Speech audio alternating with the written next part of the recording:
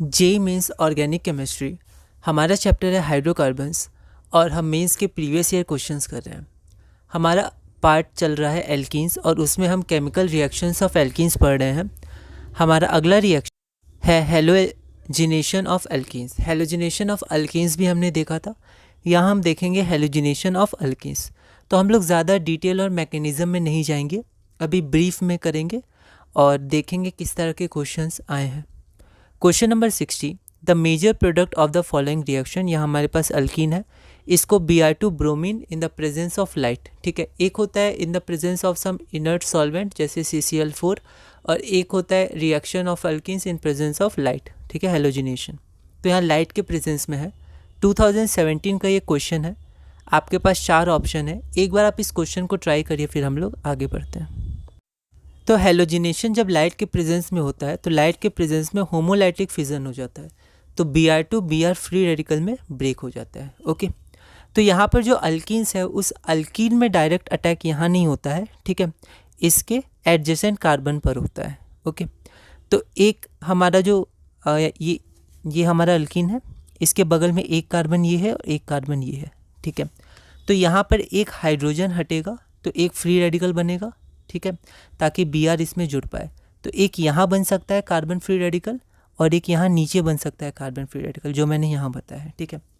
लेकिन carbon free radical की stability में 3 डिग्री ज़्यादा स्टेबल होता है एज़ कम्पेयर टू 2 डिग्री, है ना। तो अगर यहाँ ऊपर बनेगा तो 3 डिग्री बनेगा, यहाँ नीचे बनेगा तो 2 डिग्री बनेगा। तो यहाँ 3 डिग्री ज़्यादा स्टेबल होता है, इसलिए Br जो है यहाँ बनेगा और ये हमारा मेजर प्रोडक्ट हो जाएगा, ठीक है। तो हमारा आंसर बी हो गया। अगला क्वेश्चन है question number 61, the major product of the following addition reaction is, ठीक है।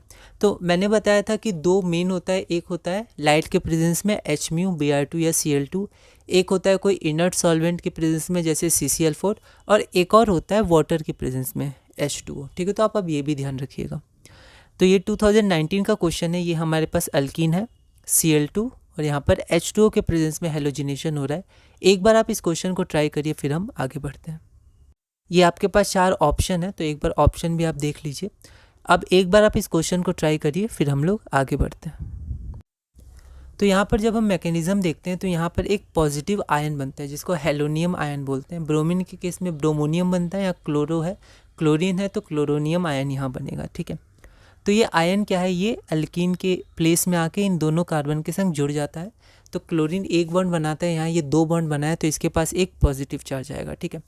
अब इस पॉजिटिव चार्ज को क्या होता है, इसको न्यूट्रल करना है, तो H2O का जो ऑक्सीजन है उसका लोन पेयर यहाँ पर अटैक करता है, ठीक है।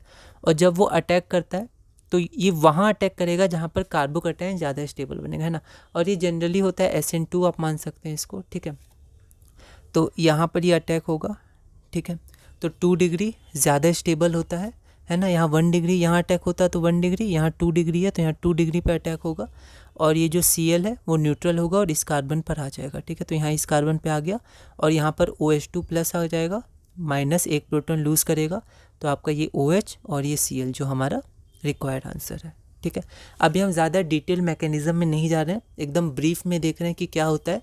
सबसे पहले हमारा एक हेलोनियम आयन बनता है, फिर H2O मॉलिक्यूल या जो न्यूक्लियोफाइल यहाँ होगा, हो सकता है यहाँ एल्कोहल हो, तो वो इसको ब्रेक करेगा ताकि ये न्यूट्रल हो और यहाँ पर जुड़ जाएगा, ठीक है। जनरली 2 डिग्री जो ज़्यादा स्टेबल होता है 1 डिग्री से कंपेयर करने पर। तो ये था हमारा क्वेश्चन नंबर 61, जिसका आंसर हमारा हो गया OH और Cl, मतलब ऑप्शन नंबर बी। आगे बढ़ते हैं क्वेश्चन नंबर 62। यहाँ पर हमारा अल्कीन है और यहाँ पर थर्ड टाइप का आ गया CCl4, मतलब एक इनर्ट सॉल्वेंट के प्रेजेंस में हो रहा है। एक प्रोडक्ट हमारा P बन रहा है और यहाँ पर हमें प्रोडक्ट P नहीं पूछा है, बल्कि consider the above reaction the total number of stereo isomers possible for product P। तो यहाँ पर प्रोडक्ट P के लिए स्टीरियो आइसोमर्स कौन सा पॉसिबल है। एक बार आप इस क्वेश्चन को ट्राई करिए, 2021 में ये क्वेश्चन आया था। तो एक बार आप इस क्वेश्चन को ट्राई करिएगा, अगली वीडियो में हम इसे सॉल्व करेंगे।